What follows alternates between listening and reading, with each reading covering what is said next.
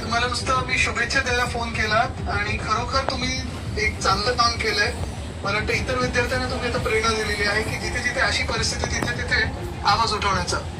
आणि दुसरं म्हणजे कधीही कोणी तुम्हाला या निमित्ताने कोणी सतवायला आलं तर आम्हाला हाक मारा, आम्ही सोबत उभे राहू.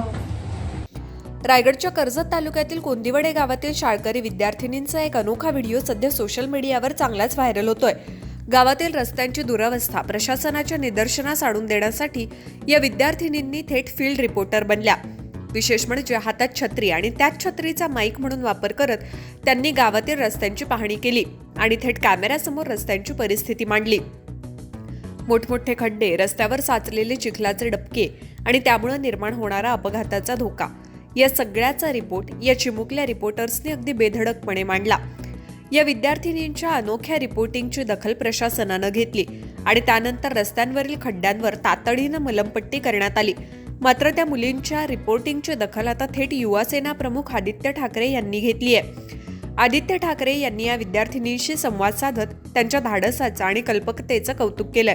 काही घाबरण्याचं कारण नाही, आम्ही आहोत असं म्हणत त्यांनी मुलींना प्रोत्साहनही दिलं.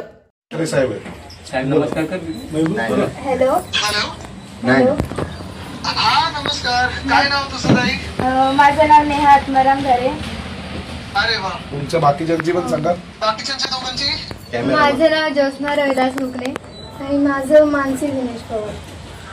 नाही, तुम्हाला नुसतं मी शुभेच्छा द्यायला फोन केला आणि खरोखर तुम्ही एक चांगलं काम केलंय. मला वाटतं इतर विद्यार्थ्यांना तुम्ही आता प्रेरणा दिलेली आहे की जिथे जिथे अशी परिस्थिती तिथे तिथे आवाज उठवण्याचा. तर तुमच्या हिमतीची दाद देण्यासाठी मी तुम्हाला फोन केला. धन्यवाद.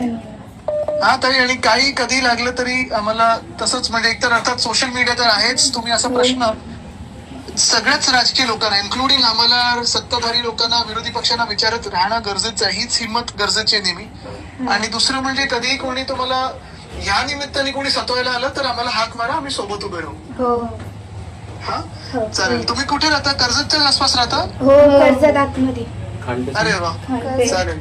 हा चालेल. शुभेच्छा. आणि तुमच्या आई वडिलांना पण सांगा की खरोखर चांगली कामगिरी केलेली. ते वडील आहेत त्यांचे. नमस्कार. नमस्कार साहेब. जय महाराष्ट्र. नमस्ते. जय महाराष्ट्र.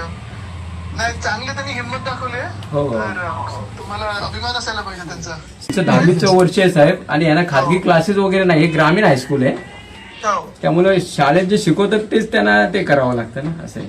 बरोबर. नाही पण चांगलं त्यांनी म्हणजे काय आहे की विषय किती एखादा इग्नोर होऊ शकतो आणि कसं त्याला हे आणायचं, सॉटलेट आणायचं हे तिघींनी दाखवलेलं आहे. खरोखर चांगलं काम केलं. येस.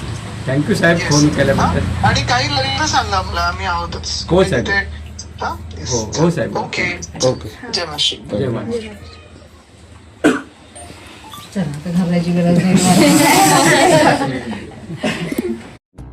त्यामुळे कोंदिवडे गावातील या चिमुकल्या फील्ड रिपोर्टर्सचा आवाज थेट मुंबईपर्यंत पोहोचला आणि त्यांच्या एका व्हिडिओमुळे प्रशासनालाही रस्त्यांची डागडुजी करण्याची पावलं उचलावी लागली आहेत. Bureau report, Malhar Pawar, Maharashtra news 24.